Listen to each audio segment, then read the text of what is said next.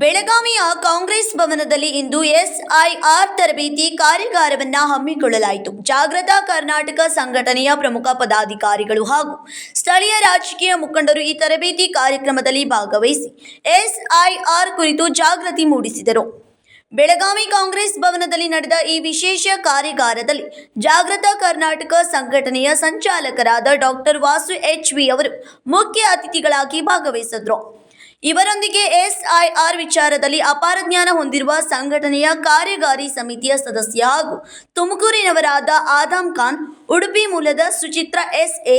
ಹಾಗೂ ಸಮಿತಿಯ ಮತ್ತೊಬ್ಬ ಸದಸ್ಯರಾದ ಫಾದರ್ ಮಾರ್ಟನ್ ಅವರು ಉಪಸ್ಥಿತರಿದ್ದು ತರಬೇತಿ ನೀಡಿದರು.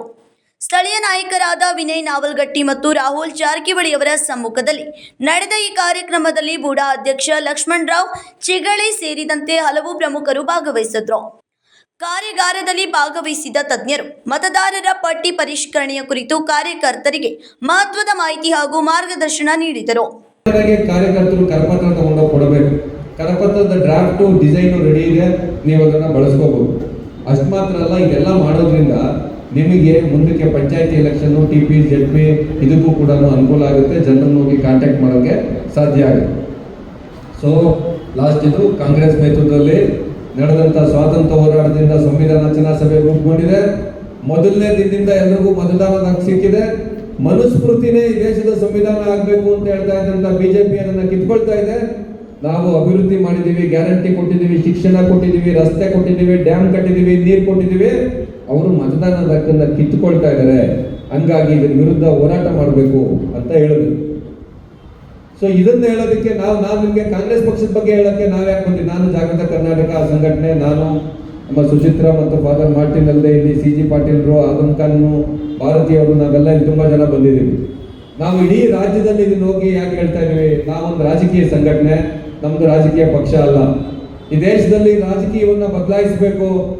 ರಾಜಕೀಯ ಬರೀ ಅದು ದುಷ್ಟತನದಿಂದ ಇದ್ರೆ ಮಾತ್ರ ರಾಜಕೀಯ ಮಾಡೋಕ್ಕಾಗತ್ತೆ ಅನ್ನೋದನ್ನ ಸುಳ್ಳು ಮಾಡಬೇಕು, ಮಾಡಕ್ಕೆ ಸಾಧ್ಯ ಅಂತ ನಾವೊಂದು ಆದರ್ಶ ಇಟ್ಕೊಂಡಿದ್ದೀವಿ.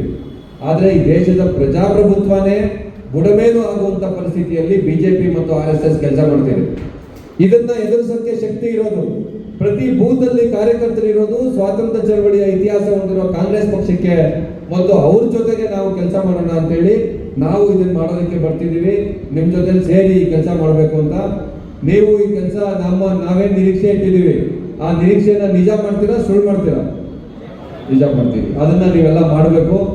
ಏಕೆಂದ್ರೆ ನೀವು ಕಾಂಗ್ರೆಸ್ ಪಕ್ಷದ ಕಾರ್ಯಕರ್ತರು, ಇದನ್ನ ಮಾಡೋದ್ರಲ್ಲಿ ನೀವೆಲ್ಲ ಮುಂಚೂಣಿಯಲ್ಲಿ ಇರ್ತೀರಿ ಅಂತ ನಾವು ಭಾವಿಸ್ತೀವಿ. ಸೊ ಈಗ ನಾವು ನಿಮಗೆ ನಮ್ಮ ಸ್ನೇಹಿತರಾದಂಥ ನಮ್ಮ ಜಾಗೃತ ಕರ್ನಾಟಕದ ಕಾರ್ಯಕಾರಿ ಸಮಿತಿ ಸದಸ್ಯರು ರಾಜೀರೆ ಮಠ್, KMM ಕನ್ನಡ ನ್ಯೂಸ್, ಬೆಳಗಾವಿ.